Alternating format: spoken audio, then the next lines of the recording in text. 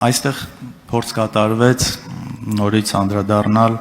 մեր ընկերոջ Արթուր Սարգսյանի գործին, Սրբազան պայքարից հետո Սրբազանի նկատմամբ այդ ամբողջ շինծ ու քրեական գործին, խեղաթյուրելով փաստերը, փաստական հանգամանքները, ես ուղղակի ուզում եմ հիշեցնել նախորդ տարի, երբ որ գլխավոր դատախազը այստեղ եկավ, ուզում եմ հիշեցնել ու սրանով ցույց տալ նաև աբսուրդը գործի, երբ որ եկավ եւ շատ մեծ քննարկման թեմա դարձավ, որ Արթուր Սարգսյանը ասել է պիտի գնանք ու բոյ ենք տալու։ Այս բոյ տալը շատ պատգամավորներ չեմ հիշում կոնկրետով, շատ այսպես անընդհատ կրկնում էին ու գործ եթե կհիշեք, ամսի հունիսի 25-ին էր արդեն որ ձերբակալեցին Բագրատ Սրբազանին ու այդ դրվագը կոնկրետ վերաբերում էր մի ցույցի, որը պետք է լիներ հունիսի 20-ին,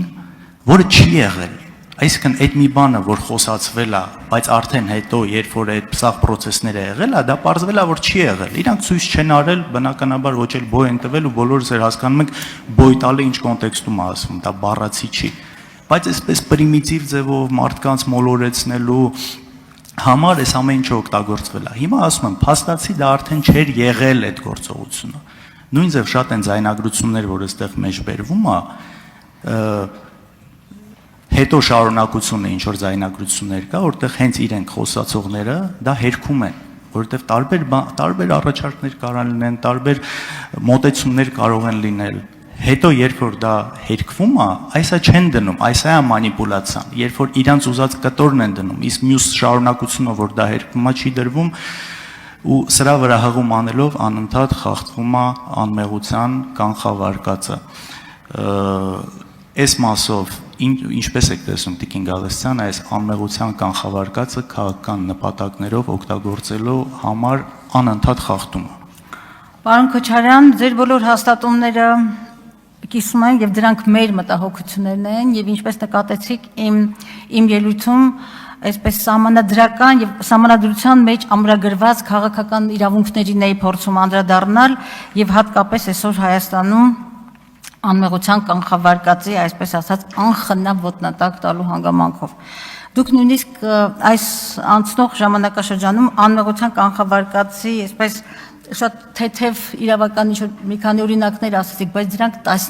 դրանք տասնյակներով են։ Եվ ամենացավալին ինձ համար նաև նա է եղել, որ քաղաքական պատասխանատվություն ունեցող, խոսքի կշիռը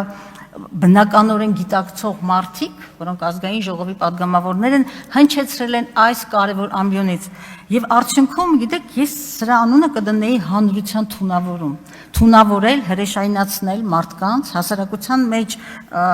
հասարակության մեջ ստեղծել մի պատկեր, հետո դրանք դառնում են անխմբագրելի։ Հետո այն անեկդոտի պես չեմ սիրում այս ամբիոնից անեկդոտներ պատմել, պատմությունը ժամանակն անցնում է, բայց նստվածքը մնում է։ Եվ մարդը նորից եմ գալիս այն հանգամանքին, որ մարդու արժանապատվությունը գերագույն արժեք է։ Մենք պիտի կարողանանք այնպիսի երկիր ստեղծել, որը ցավոք սրտի դեռ մեզ չի հաջողվել, որ մարդու արժանապատվությունը այդպես ոտնատակ չարվի։ Եվ օրինակ չեմ կարող չհիշել Գագիկ Ծառուկյանի դեպքը, 4-ից ավելի ժամ իրեն իր բնակարանում լինելուց հետո, այդ ոնց որ պատվիրված վրեժխնդրություն, այդ անպայման պիտի 70 տարեկան ծավալուն մարդուն պիտի գետին գցեիք, պատկերստանայիք, որ ինչ։ Նույնը վերաբերում է շատ շատերին, չի կարելի այդպես ոտնատակ տանել մարդու արժանապատվությունը, հետո զարմանալ կամ հանձնաժողովներ ստեղծել Հայաստանում բռնության վերացման, երեխաների իրավունքների եւ այլն։ Մեր հասարակությանը մենք նաեւ հիվանդացրել ենք, նաեւ հենց այս պատճառով, որ օրենքներ, իրավունքներ, որոնք ամրագրված են սահմանադրության մեջ եւ այլուր, մնացել են թղթի վրա։ Դե ֆակտո եւ դե յուրե իրականությունների խզումը պետք է մոտեցնել։ Եվ այսօր, գիտեք, քիչ առաջ էլ պարոն Ալեքսանյան, Բագրատ Սրբազանի կոնտեքստում բաներ եք ասում,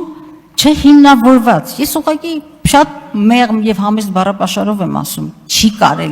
չի կարելի, որովհետեւ նաեւ չգիտակցել հայ առաքելական եկեղեցու բացառիկությունը,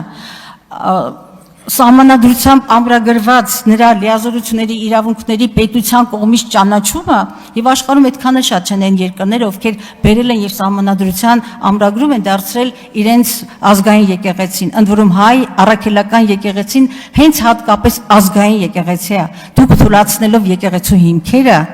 խաթարում եք մեր պետականության հիմքերը։ Ես զարմանում եմ այդ գիտակցումի բացակայությունից, իսկապես զարմանում եմ, եւ այո, անմեղության կանխավարկածը ամենակարևոր իրավունքներից մեկն է, որը առատորեն մեր երկրում ոտնահարվել է։ Արձագանք։ Տեսեք, աբսուրդը նաև հասել է նրան, որ քիչ առաջ այստեղից փոխնախագահի աթոռ զբաղեցնող մարդը Սրբազանի շինծու գործը համեմատում է Ուսամա Բեն Լադենի հետ։ Ախր իմիջիայլոց Ուսամա Բեն Լադենի ահաբեկչությունից զոհվել են գրեթե 3000 մարդ, իսկ քաղաքացիական պայմանագրի իշխանության վարած քաղաքականության արդյունքում զոհվել է դրանից մոտ 2000 ավել մարդ։